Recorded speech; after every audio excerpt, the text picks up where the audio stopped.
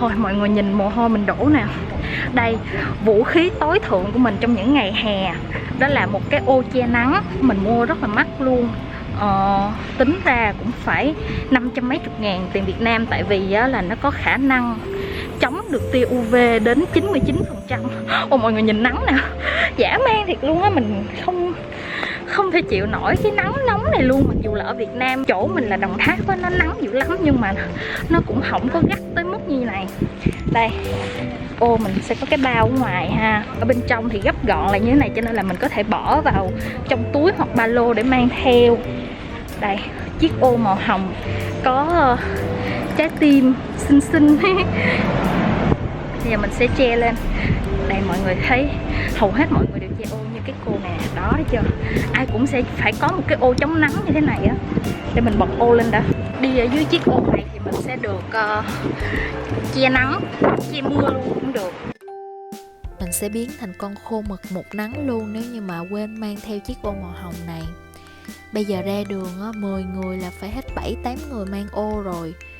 Ngoài việc che nắng bảo vệ da ra thì còn giúp mình không bị say nắng nữa.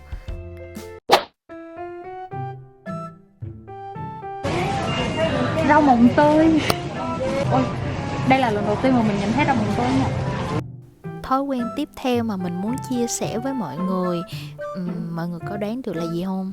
Nó liên quan đến việc mua sắm ở siêu thị hoặc là cửa hàng tiện lợi. Đó là dùng túi vải khi đi mua sắm. Tiếng Nhật là Ecobagu. Thì người Nhật bây giờ hầu hết đều đã chuyển sang sử dụng túi này rồi. Tại vì những siêu thị hay là combini á, đã bắt đầu tính tiền cho túi ni lông. Thì túi vải mình mang theo á, nhỏ gọn như thế này nè. Mình xếp lại xong khi mà mua hàng mình sẽ mở ra, rồi mình cho đồ vào thôi, rất là tiện. Một chiếc túi ni lông á, bây giờ cũng phải từ 3 yên cho đến 10 yên, tùy size lớn bé. Tính ra thì nó không đáng á, cho nên khi mà mình mang túi vải, mình có thể sử dụng nhiều lần, vừa tiết kiệm, vừa tiện, vừa bảo vệ môi trường. Và mùa hè khi mà từ bên ngoài trời nóng đi vào trong phòng hay trong nhà thì ôi thôi mồ hôi nó đổ khắp người, mà mình là cái người mà có cái tuyến mồ hôi nó hoạt động mạnh lắm luôn. Có một thứ mà mình luôn mang theo bên người trong mùa hè này. Đây là giấy lau cơ thể, có 2 mùi. Mùi này là mùi hoa với lại là hoa với cái gì á cũng không biết nữa. Mình đã xài hết bao nhiêu túi mình cũng không nhớ luôn á. Với lại cái này mình đang dùng là mùi bạc hà với lại là berry. Nó lưu lại mỗi mùi hương mà dễ chịu cực kỳ luôn. Đặc biệt là nó lau sạch đi mồ hôi của cơ thể mình đó. Cho nên đây phải nói là một vị cứu tinh vào mùa hè của mình. Bây giờ để cái máy đâu để mình lau rồi. Ôi làm sao để cái máy vậy ta? Đó thì miếng này mình sẽ tách ra thành 2. Đó, tách ra như thế này thì thường á là mình sẽ lau ở trên trán mình trước. Mình sẽ lau ở đây trước nè. Đó, xong mình thấm như thế này. Đó, khi mà mồ hôi đổ là mình lau như thế này rất là dễ chịu luôn. Đó, xong mình lau quanh cổ. Xong sau đó mình sẽ lau 2 bên tay. Lau tay, lau đến đâu là nó mát đến đó. Này giống quảng cáo quá. Không, nhưng mà đây là mình muốn giới thiệu với mọi người một cái thứ hay ho mà mình đã phát hiện được thôi. Đây là mình lúc ở trên tàu điện, vừa đi ngoài trời nắng nóng xong bước lên tàu là phải lấy ra dùng luôn. Cảm giác lúc thoa lên nó mát lạnh, xong lại còn thơm thơm nữa, cho nên là mình dùng hao lắm. Hết nhanh cực kỳ.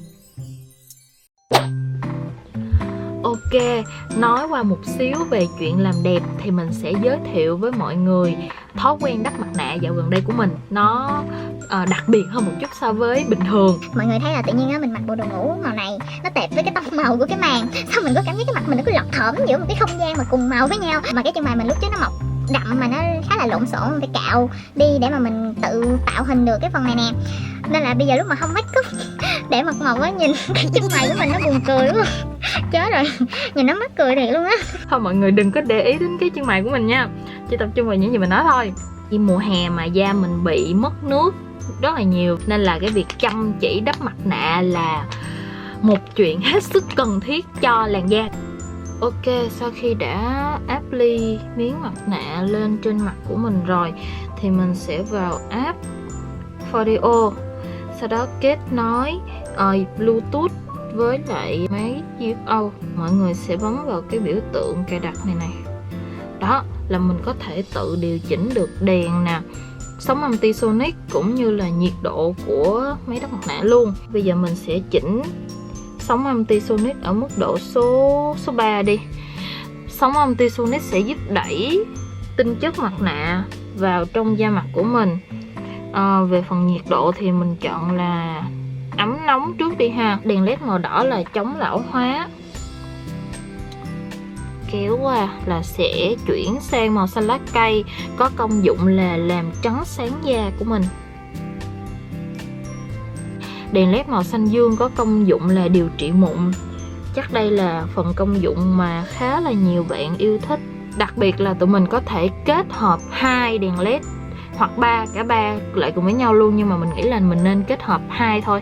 Đó, thì bây giờ mình sẽ kết hợp đèn led màu xanh dương này với màu xanh lá cây nha.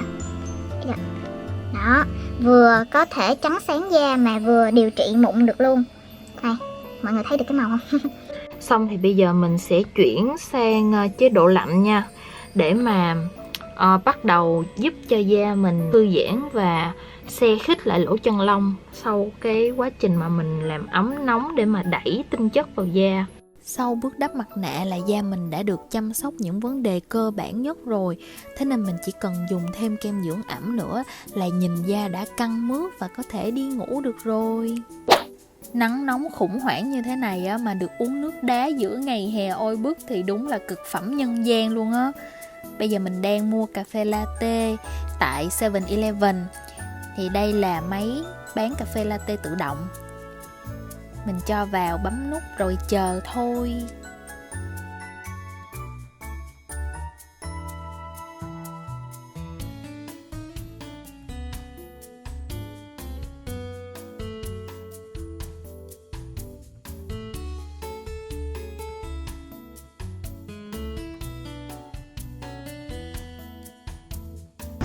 Khoảng tầm 1 tháng gần đây là mình bắt đầu mỗi lần mà đi làm ở văn phòng của trường á, mình đều phải uống một ly cà phê latte đá nha. Tại vì đang trời nóng, mọi người có hiểu cảm giác mà đi ngoài trời nắng nóng mà cầm một cái ly nước đá trên tay á, trời ơi nó sung sướng lắm luôn á. Thì hồi ở Việt Nam á, mình không uống cà phê sữa cũng không luôn. Nói chung là cái gì có cà phê là không có uống. Nhưng mà vì là đi làm ở văn phòng mà sau giờ ăn trưa thì rất là dễ buồn ngủ, mình cần sự tập trung á, cho nên là mình bắt đầu thử uống. Thì mình thấy là lau mồ hôi đã. Mình thấy là cà phê latte, cà phê sữa ở 7-Eleven, không có quảng cáo gì cho 7 chứ nha, thì mình thấy là nó rất là dễ, nó dễ uống mà nó ngon nữa. Trời, mọi người tin là mình uống hết một ly này trong vòng tầm 45 phút là mình đã hết một ly rồi. Quay hướng này có vẻ sáng sủa hơn nè.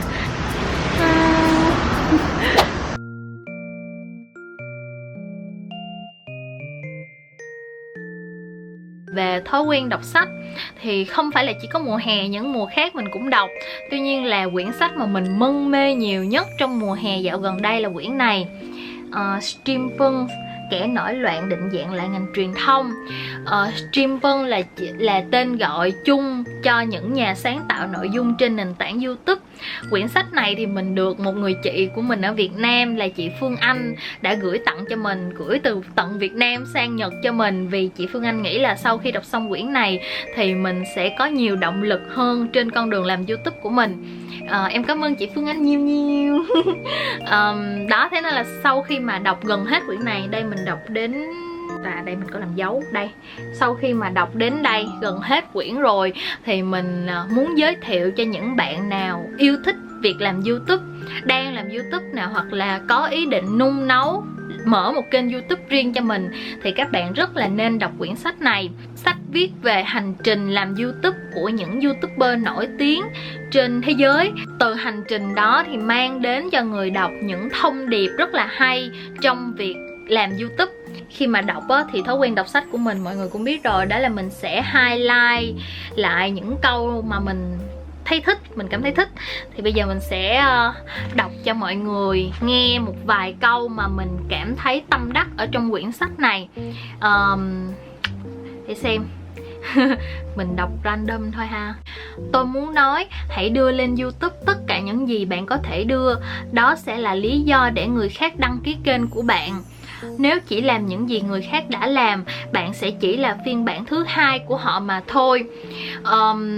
Đúng là khi mà mình làm YouTube á, nếu như mà mình lặp lại những gì người khác đã làm quá nhiều rồi thì kênh của mình sẽ không có gì đặc biệt hết. Nó sẽ bị gọi là bị hòa tan trong vô vàn những kênh YouTube bây giờ mà đã và đang làm. Thì ở đây không phải là bắt mọi người làm những cái gì nó khác người, nó khác người quá thì cũng không nên, mà mình chỉ nên làm những gì mang đậm dấu ấn cá nhân của mình, và nó phải có một chút gì đó khác biệt. Thì khi xem á, người xem người ta thích thú thì mới bấm subscribe cũng như là theo dõi những video tiếp theo của mình đó. Ngoài ra thì có một đoạn cũng khá là hay. Khi gặp gỡ những nghệ sĩ, chúng ta có thể nhìn thấy họ đang diễn một vai nào đó. Sự thành công của họ phụ thuộc vào việc họ diễn tả chân dung của người khác giống đến mức độ nào. Nhưng với YouTuber thì ngược lại, thành công dựa vào việc khán giả biết và thích con người thật của họ ra sao. Tức là khi mình là một YouTuber á, mình không phải là diễn viên điện ảnh, mình không phải đang đóng phim, cho nên là mình không có, nếu như mà mình diễn quá thì nó sẽ không tạo được sự gần gũi. Mình trăn trở, mình suy nghĩ rất là nhiều về việc mình làm YouTube. Không phải là mình làm cho vui cho chơi thôi, mình rất là nghiêm túc với những gì mình đã làm. Thế nên mình nghĩ là mình cần phải đầu tư nhiều hơn nữa cho kênh YouTube của mình. Mình không có phải là người nổi tiếng, nhưng mà khi mà mình đã tạo ra sản phẩm, tạo ra đứa con tinh thần này thì mình phải chăm chút cho nó. Và tất nhiên là mình sẽ phải dành nhiều thời gian, nhiều tâm huyết cho nó hơn để nó có thể phát triển được như những gì mà mình mong muốn. Mỗi lần đọc là mỗi lần mình có thêm lửa để mà làm YouTube, có thêm rất là nhiều năng lượng. Giá bìa của quyển này là 186.000 đồng.